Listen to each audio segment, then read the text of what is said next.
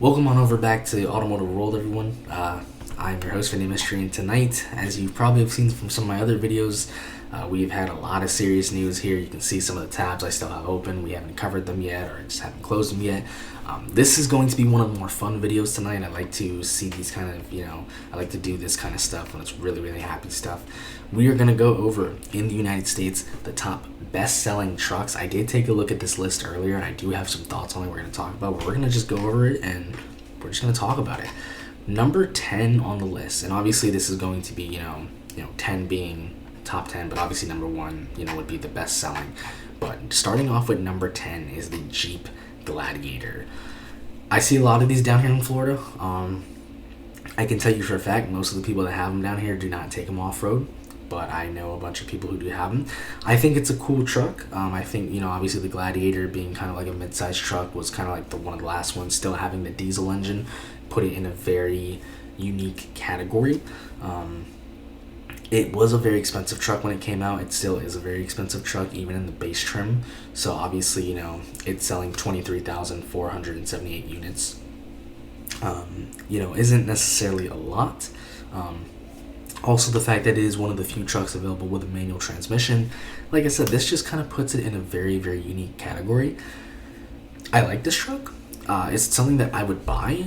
No. Also, just because I wouldn't ever need that kind of capability from that. But I think it's a cool truck. So for the Jeep Gladiator, I think it's cool.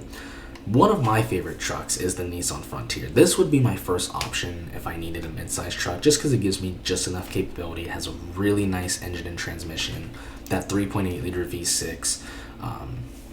It's always been very, very reliable. It's it's at a very good price point. A lot of times, even down here in Florida, you can find them at dealers and you can really get a good deal on them, well under MSRP. I really do like this truck. They've sold 39,963 units. This has been very, very successful for Nissan. I will say though, when the new generation did come out, obviously they did bring out the engine a year before. The new generation is still very nice. It's modern in things. However, you could tell when it came out that, it was modern. It's still pretty, modern enough if you buy the right trim, but they didn't really look at it for the future. They kind of thought of it short term. And while I think if you do have the Pro X and the Pro 4X trim and even the SV trim or the SL trim, you can, depending on the package you buy, it can be plenty of tech for you. I do think that Nissan kind of was a little short-sighted with this, and I would like to see Nissan do some more updates to the truck. I would like to see Nissan keep the V6. If they want to turbocharge it or hybridize it, they can. I don't think they would, because Nissan doesn't do that with any of their engines really here in America. But I would like to see them update this truck a little bit. Some of the interior trims, like the window buttons and things like that, still seem very old from like 10-20 years ago. I think this truck standard should have LED headlights. And there just needs to be a few updates. I think they should keep that VQ engine. But also I think in the previous generation they had a 2-liter. It wasn't a turbo, but it was just a 2-liter. Because a lot of people just need the truck, they just need the body, they just need the space, but they don't need the power. So I would like to see Nissan come out, keep that 3.8 liter V6, but also come out with a 2-liter, or come out with another V6 that's like 3 liters. Make it more fuel efficient, less power. But I think it's a great truck. I love it. It's my first choice if I had to pick one. Really love the Frontier, but definitely I think it's showing its age a little bit quicker than it's supposed to. But I think it's a really lovely truck, and it's doing very, very well for Nissan. So really, really love that truck. Next one is the Chevy Colorado. I think it's a cool truck. It's not something personally I would buy. I'm not really a Chevy person. Selling 41,823 units, obviously on the new generation. They did get rid of that V6, so unfortunately, even though the 2.7 liter turbo is a very, very, very capable powertrain, I do miss having that V6 powertrain. I think it's a cool truck, especially in those ZR2 packages. Obviously, as a desert runner, obviously this is very much supposed to be in competition with the new Ranger. I don't have anything necessarily to say about the Colorado, It's just not personally something for me. But I think it is a cool truck, and obviously it's doing very well for Chevy. So, they have really, I think they've nailed it with that truck. It's just, it's just not for me. Now, the Toyota Tacoma, this is my second pick. Toyota Tacoma, obviously it's just come out. I do miss that V6, but the iForce Max engine on here is very, very, very capable, very powerful. I would have loved to have been a V6 hybrid. Fortunately, Toyota did not do that, but this would be my second choice right here. And even with all the problems that Toyota's having, and this being a brand new generation, a new engine and things, Toyota's selling 69,437 units. So the Tacoma has always, for the mid-sized trucks, always generally been number one or up there, and this is no exception. For me, price-wise, this would be a little bit too much for me, so that's why this would be my second pick. But my only two picks, if I was to buy a mid-sized truck, would be number one would be the Nissan Frontier, and number two would be the Toyota Tacoma. And this is what I would have liked to see Nissan do. Still keep the V6, but add another powertrain for more fuel efficiency, and just make it a little bit more modern. The outside of the Tacoma is more modern. The inside is very, very modern. It doesn't feel old. It doesn't even feel like, oh, this kind of already feels like, it doesn't feel old, but it doesn't feel new. It feels like in a few years this is going to feel outdated. And I think, especially with what's going on with the Tundra right now, which we will be covering later tonight in the video, I think Toyota knocked it out of the park with the Tacoma. So I really, really love the Tacoma. Like I said, my top two picks and my only two picks really for a mid-size truck. But I think Toyota knocked it out with the Tacoma. Really, really good job. Now, for me, I do have two other picks. One of those picks is not mentioned on this list. And obviously, you can tell the Ford Maverick is one of my favorites. For me, because I don't really do any towing and all that. So for me, something like a Ford Maverick, a Hyundai Santa Cruz would work. I know there's going to be a bunch of you saying it's a Ford Maverick, it's unibody, it is not a true pickup truck, it's not a body on frame. Guess what? Ford calls it a truck, and there have been plenty of trucks in the past that doesn't have to be body on frame for it to be a pickup truck.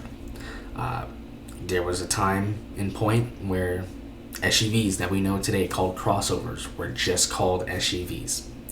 And I know that's going to spark a whole debate because people are going to say SUVs need to be body on frame and all that. Listen, it's a truck. If you don't like it, deal with it. It's a truck. Ford calls it a truck. If you don't like it, take it up with Ford. But the Ford Maverick, really, really love this truck. It looks nice. It's an extremely good price point if you can find them without a dealer marking them up. You've got the 2-liter, you've got that turbo engine if you need the power and the towing. You've got that hybrid engine, up to 500 miles of range in one tank. Really, really love the Ford Maverick, and the Ford Maverick has just been killing it since they launched. Still, a lot of times having trouble keeping up with that demand, and selling almost, more than 77,000 units. Like I said, Ford really knocked it out of the park with this truck. Even the Hyundai Santa Cruz sells pretty well, but Ford is absolutely knocking it out of the park with the Maverick. They have clearly shown that people don't need not everybody needs a big truck. Some people just want a small, affordable vehicle, or they just need a smaller truck. And one thing that surprises me is that we have seen the success with the Ford Maverick and the Santa Cruz, and yet here in the United States, we don't see other manufacturers bringing over their compact trucks, and maybe we could argue because Ford is kind of taken most of the market share. And it's already a pretty low price, even though it has gone up in price since its original starting price of $20,000. Maybe just other manufacturers don't want to try to get in and undercut that. But I think the Ford Maverick, phenomenal truck, 10 out of 10. Absolutely would purchase one. Amazing. Ford. If any of these vehicles here, I know I said the Tacoma knocked it out of the park, but if any of these vehicles have knocked it out of the park and really, uplifted a brand in the industry, it is the Ford Maverick. Straight up. Especially in the time here in America when people think that small vehicles are going out, the Ford Maverick just continues to prove everyone wrong year after year. Now we come to the Tundra. This is very interesting because it's top 5, especially when we will be covering later. Obviously, Toyota is going to be replacing between Tundra and Lexus LXs, over 100,000 engines, and obviously the other engines that are used in those vehicles as well. But the fact that the Toyota Tundra is selling almost 80,000 units with everything that's going on, a new generation, because let's be honest, the Toyota Tundra has had a rocky start, this new generation. It has been a rocky start, and it's only gotten rockier. I don't mind the way this truck necessarily looks. I still think that grille is really, really big on this truck. I don't know why on the Tacoma and the Sequoia I think it works more. But considering that what this truck is still going through, the fact that this thing is still top 5 and still selling like hotcakes, Toyota has not, they've done a great job. And if Toyota is, like I said, with the rocky start they had and with the issues that are still occurring, once they figure that out, if this is what they're selling now, and this is a bad place for this truck to be, imagine in 5 years or whatever, 3-5 years, when they figured out all the issues. This thing's going to be selling like hotcakes, kind of like the old Tundra was, honestly. So, really, really cool to see that. When it comes to the full-size trucks, I just wouldn't take advantage of that capability. I don't need something that big, so I think it's a great truck, but I'm just surprised that it's selling that many units, especially considering the rocky start. Now we come over to the big 3. And the GMC Sierra is one of them. Almost 150,000 units. It's what you expect. The big 3 are always going to be on top. And like I said, it's what you expect here.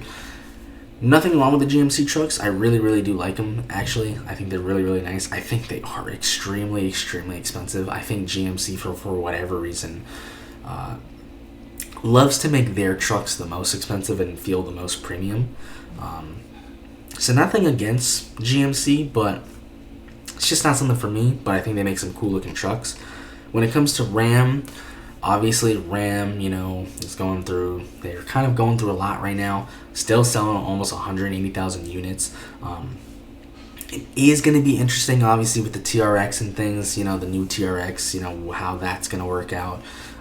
But I do, I think Ram has really made a comeback. I think Ram has always been solid, but, obviously when it was Dodge, there was a point where it's like, oh my God, you own a Ram? Like, what's wrong with you? You should own either Ford or Chevy, or if you're, fancy, you own a GMC. But Ram, in the last 5 years, in my opinion, they have really just kind of taken the market by storm. And I think they've become that brand where it was like, ooh, you own a Ram? Like, why? And they've become, a premium AAA brand again. So I think Ram is still continuing to kill it. It is going to be interesting, though, especially we've covered with what's going on with Stellantis, and we do have a lot of other videos, which you can see up in the tabs here, for Stellantis. So I think, especially with what's going on with them, it's going to be very interesting to see what happens with Ram. But I'm a fan of them. Like I said, I wouldn't need to buy a Ram truck. I don't need that type of capability, but I'm a fan of them for sure.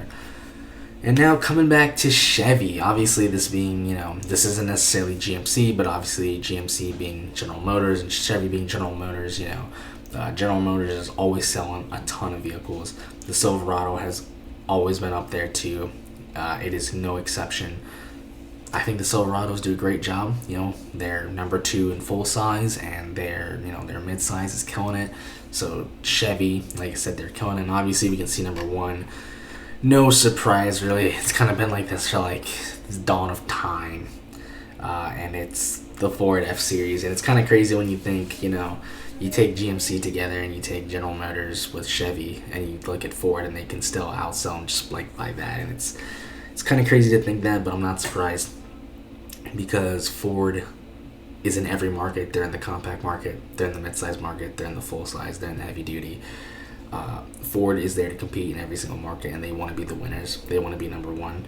They're number 1 in the full size. They're not number 1 in the mid size, but the Ranger was not on here, which is one of the vehicles with the Santa Cruz. I was surprised the Ranger not being on this list. So the mid size, they actually do struggle, but they kill it with heavy duty. They kill it with full size. They absolutely are murdering. They have reinvented the compact size here in America. So I'm not surprised the Ford's number 1 on the list. I could have told you that before we got to this list, but I think it's really, really expected of. It really is expected of, and I think too with the new Raptor, especially from the TRX going away from it. Sorry about that jump cut there, everyone. I just had someone come into the room, unfortunately, but like I said, this is expected of Ford. I am not surprised. Ford is, when it comes to trucks, they know they're number one. They proudly advertise it. They've been doing it for like 50 years. Ford, even being down 8% in sales, which we have reported that, and we do have some more videos later we're going to report on Ford. Ford is here to play. Ford does not, they don't want to be losers. They want to be winners. And like I said, Ford, I'm not surprised they're number one because they kill it in every single category other than midsize. When it comes to midsize, Toyota is just, they've been the king. I think though with the new Ranger, especially the one from overseas coming over, and really being able to now get like a Ranger Raptor and things like that, I think the midsize war is going to be really, really interesting, and we'll be able to see and we'll be able to find out, is the new Ranger going to be able to reclaim some of that market share? And not only is it going to be able to reclaim some of it, is it going to allow Ford to be that brand where they can say, hey, doesn't matter. When it comes to trucks, compact, midsize, full size, heavy duty, whatever, we're the best. So it's going to be really, really interesting. But like I said, I'm not generally surprised by this whole list. I was surprised though, obviously, well, not necessarily surprised the Ranger wasn't on this list, but things especially like the Santa Cruz, and there was a few things I was surprised about. Obviously, I would have loved to see the Nissan Titan on this list, but the Titan just really doesn't sell, and unfortunately it is gone. I really wish Nissan would have tried a little bit more with that vehicle, but it doesn't surprise me to not see it on the list. That is going to do it for now, though. That is my thoughts. So let me know what all of you guys and girls think down below in the comments. You're going to see, like I said, tons of other videos we got to report on today. So there's going to be lots of videos coming up. Let me know, like I said, what you guys and girls think down below. What is the best? What did you think of the list? And that's going to do it for now. Thanks for watching, everyone.